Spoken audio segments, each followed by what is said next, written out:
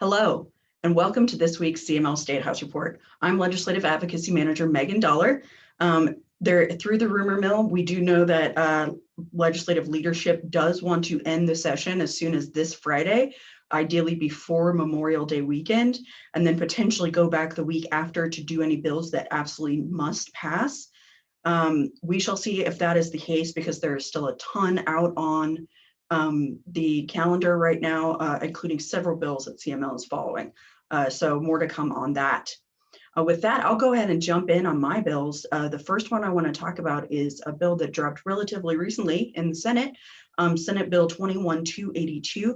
This extends the small business exemption when it comes to destination sourcing, so that small businesses that make under $100,000 annually do not have to pay the online sales tax. CML is supportive of this legislation. We think that this is appropriate policy and follows the Wayfair decision, and as well allows us to further implement collecting internet sales tax in Colorado, particularly with the SUT system that's recently been created. So CML will be there in support. That bill should be heard as soon as today, as you're viewing this. And so we will be prepared to be there in support, or CML will, I should say. The second bill I want to talk about was actually heard in committee last week, which was Senate Bill 273. This is sort of the new version of Senate Bill 62, which was jail depopulation management tools. Senate Bill 273 is extremely similar, although the title of it is called pretrial reform. There are still a number of requirements in the bill around what crimes are arrestable and what are not, particularly when it comes to actually taking a person to jail. There's also concerns that an individual could fail to appear and not have to be held on monetary bond, although there are some carve-outs on that. Ultimately, the chiefs of police, the county sheriffs, and the Fraternal Order of Police, the law enforcement agencies down at the Capitol, have all voted to oppose that, and CML has also done that as well. So unfortunately, Senate Bill 273, as introduced, does not go far enough to address our concerns. CML did testify in opposition, and that bill got out on a party line vote. And that'll be headed to appropriations. Finally, I want to talk about House Bill 1250, which has to do with police accountability measures. That bill passed out of the House last week, although it does look very different headed to the Senate than as introduced in the House.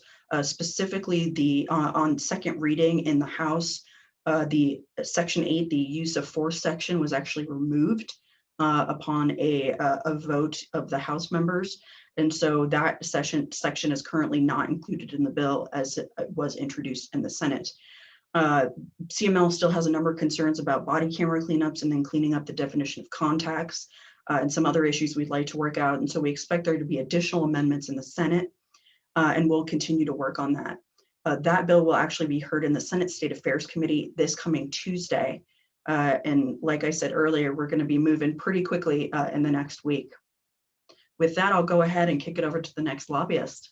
Hi, everyone. This is Heather Stauffer. Today, I'll be talking about 3 bills. The first bill I want to talk about is Senate Bill 240, Watershed Restoration Grant Program Stimulus.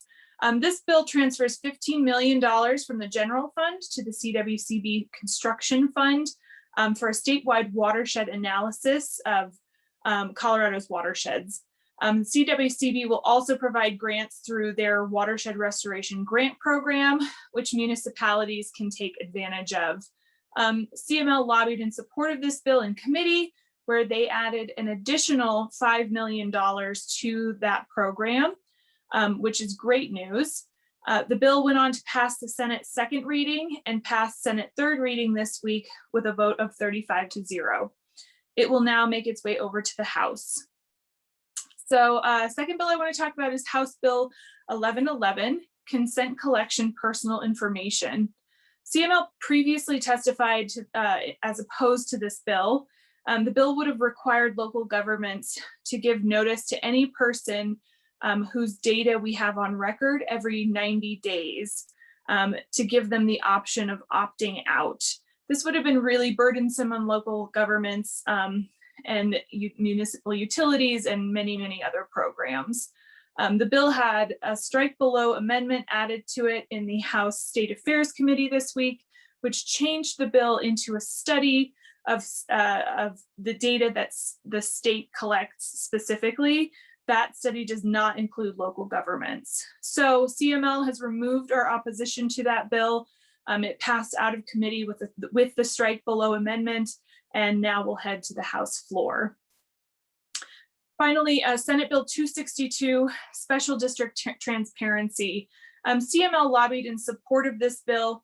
We are supporting this bill because of the language in the bill, which limits a metro district's authority to use dominant eminent domain powers.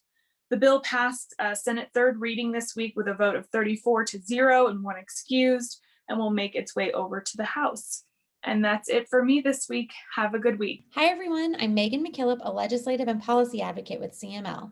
Here are some things that I'm working on at the State House.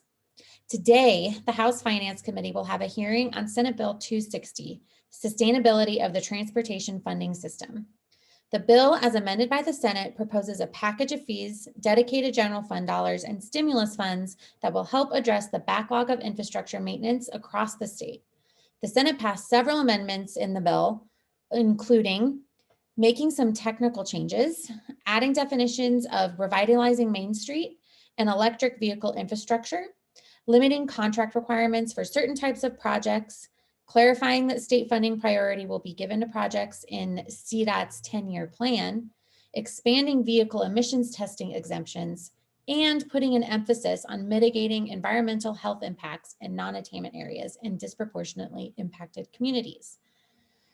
With all these changes, the bill still provides direct funding for local governments through the HUTF and the Multimodal Options Fund, while still providing local governments flexibility in determining how to use that funding. CML is testifying in support of the bill and will keep our members updated of the bill's progress. Please email me if you have any questions about this very important piece of legislation. On Tuesday, May 25th, the Senate State Affairs Committee will take up House Bill 1162, Management of Plastic Products. This hearing was rescheduled from last week. House Bill 1162 creates a statewide ban on plastic bags and styrofoam takeout containers. Additionally, the bill creates a 10-cent fee on all plastic bags provided by retailers. As you may remember, this bill was changed in the House to remove the repeal of a 30-year-old law that prohibits local governments from managing plastic products. CML has been actively seeking an amendment that would restore this language, and we are hopeful that we will be successful in the Senate. Please reach out to your state senator to let them know that you want House Bill 1162 to include the repeal of local government preemption. Last, I want to update you all about a couple of broadband bills that are still moving through the process. House Bill 1289 received final approval from the House last week and will head to the Senate Business, Labor, and Technology Committee. The bill provides $75 million of funding for broadband deployment projects and makes much needed updates to statutes governing the Office of Information Technology. CML supports this bill and will be testifying in support of the bill in committee. House Bill 1109 received final approval from the Senate last week and will head back to the House so they can vote on the changes that were made there. This bill updates the Broadband Deployment Board, and the Senate passed an amendment that would move the board to the Office of Information Technology. Overall, it would just provide consistency and clarity for deployment of broadband projects. CML supports the bill, and if the House concurs with the changes made by the Senate, the bill will head to the governor's desk. That's all for me. As always, please reach out if you have any questions. Hi everybody, Bo Clarine here, and today I have updates on 3 bills. The first is House Bill 1301, which concerns cannabis cultivation measures. CML secured an amendment increasing local regulation of cannabis cultivation plans. And this past week, CML testified in support of this amendment and the bill in the House Agricultural Committee. This amendment and the bill passed unanimously, and CML is now neutral on this bill. The next bill I will provide an update on is House Bill 1314, which removes municipal use of outstanding judgments and warrants. CML is opposed to the bill as introduced. This past week, CML secured an amendment with the proponents of the bill that would add a study to this bill to look at what accountability systems municipalities should use in lieu of outstanding judgments and warrants. This amendment may be added in second reading. Lastly, Senate Bill 31, which concerns governmental responses to protests, was heard in the Senate Judiciary Committee. CML testified in favor of the strike below amendment that turns this bill into a study. However, after robust debate during committee, the Senate Judiciary Committee voted to lay this bill over until a later date. And that concludes my updates for this week. Please let me know if you have any questions. Thanks.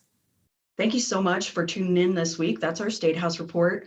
Most likely the second to last episode this session. So stay tuned and we'll talk to you next week.